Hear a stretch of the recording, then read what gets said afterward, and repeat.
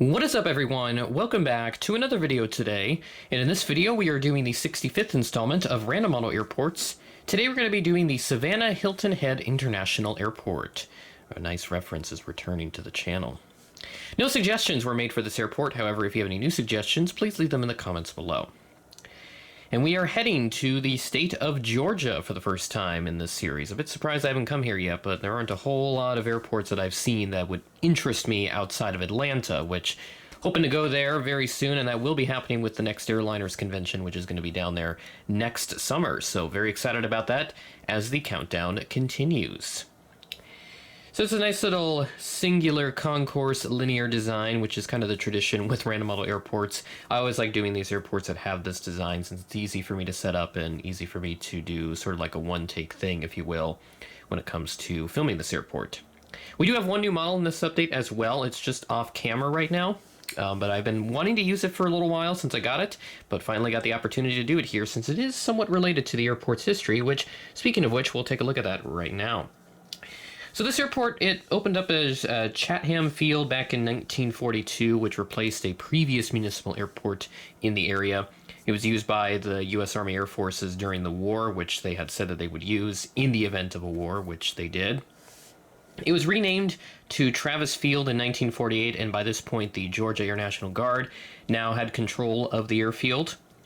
And then as we moved through the 1960s, the airport expanded significantly with a new terminal. The runways were extended to accommodate the bigger, faster jets coming in. And the first jet service that came here was Delta with their DC-910s, the very stubby DC-9s, in 1965. Gulfstream Corporation came here in 1967, opened some new facilities here, which they still have to this day, where they build their aircraft.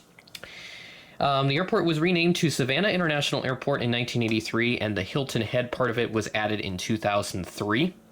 Then we backtrack a little bit. We did have a hub airline here called Key Airlines. They operated to various Caribbean and Mexican destinations and also had some U.S. stuff as well. So they had a pretty large operation here until they shut down in 1993 because of financial difficulties.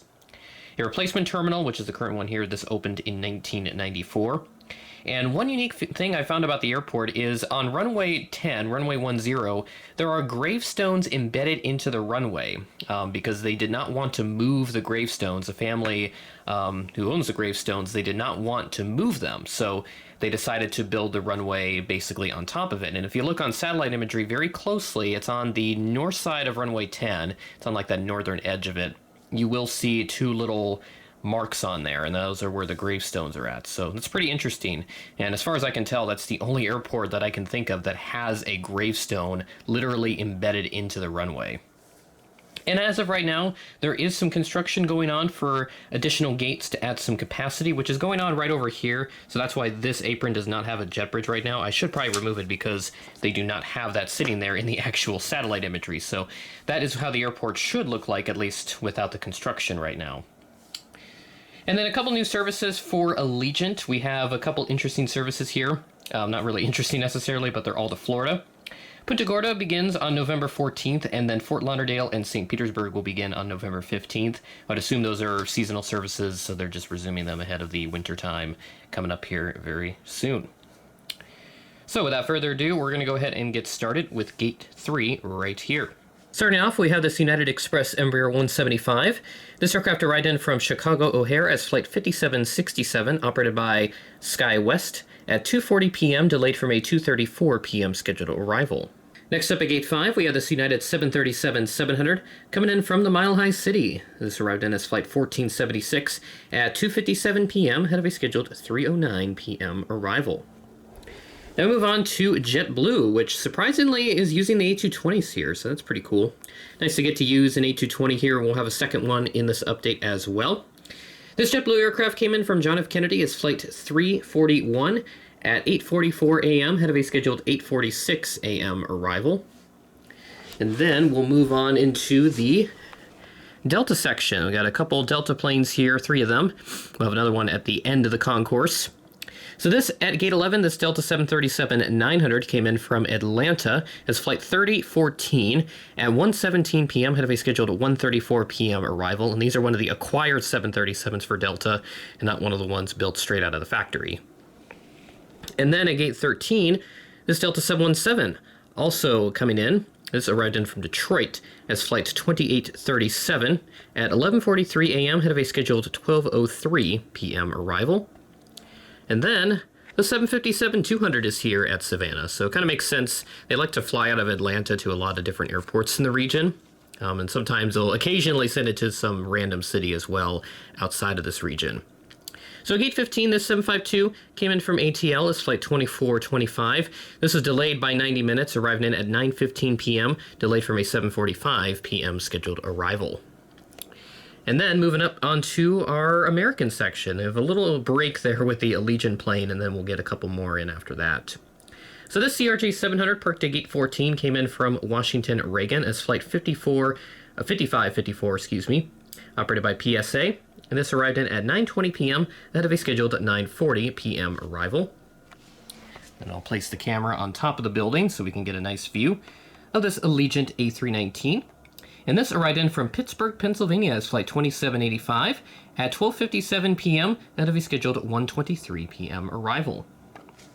Now skipping over gate 10 on to gate 8 with this American Eagle CRJ 900.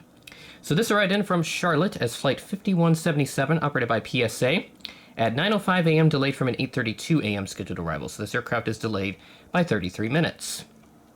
And then our sole mainline American aircraft in this update, it's the A319 LUS. Still waiting for someone to do the one with the IAE engines. We're still lacking that in 1 to 400 scale and even in 1 to 200 scale. This arrived in from DFW as flight 330 at 9:36 p.m. ahead of a scheduled 9:55 p.m. arrival. And then our sole Southwest plane, they do have a lot more operations, but this is the only gate outside of the next one over there that they park at, so I couldn't fit many more Southwest planes here. But at gate 4, this 737 MAX 8 for Southwest came in from Baltimore as flight 2867 at 10:02 a.m. ahead of a scheduled 10:10 a.m. arrival. And then our last aircraft at the terminal, it's Breeze. Been a little while since I've had them in an airport update, so very excited to use their A220-300 once again. This arrived in from Providence, Rhode Island as flight 728 at 10:51 a.m. ahead of a scheduled 11:14 a.m. arrival. That's all the aircraft we have here at the terminal, and then we have one more aircraft right off to the side, and that is my Jet Set Models Gulfstream G650. Figured I couldn't get out of Savannah without using the Gulfstream aircraft that I have here, or at least one of them, because I have a Gulfstream 4 as well. This G650 is heading out to St. Louis as flight 66, and I pulled a schedule from Saturday, September 21st, since I didn't see any G650s or G4s or whatever. Didn't see any of those on the Thursday, September 20th schedule. This departed at 12:57 p.m., delayed from a 12:20 p.m. scheduled arrival, and this is operated by Gulfstream Aerospace, so wonder if this is being delivered to a customer over in Missouri. And that is Random Model Airports, number 65 in the series.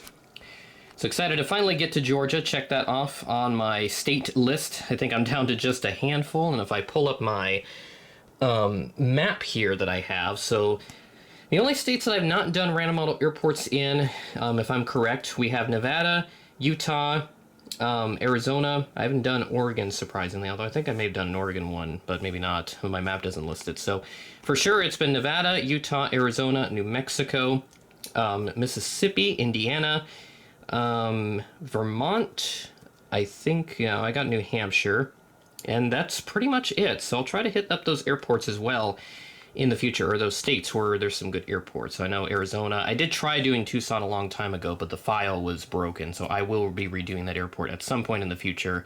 Should have done it a while ago, but never got around to doing it, so that will be in my immediate plans here in the near future, so stay tuned for that. So with that being said, that is the end of the video. Thanks for watching, and I will catch you in the next video.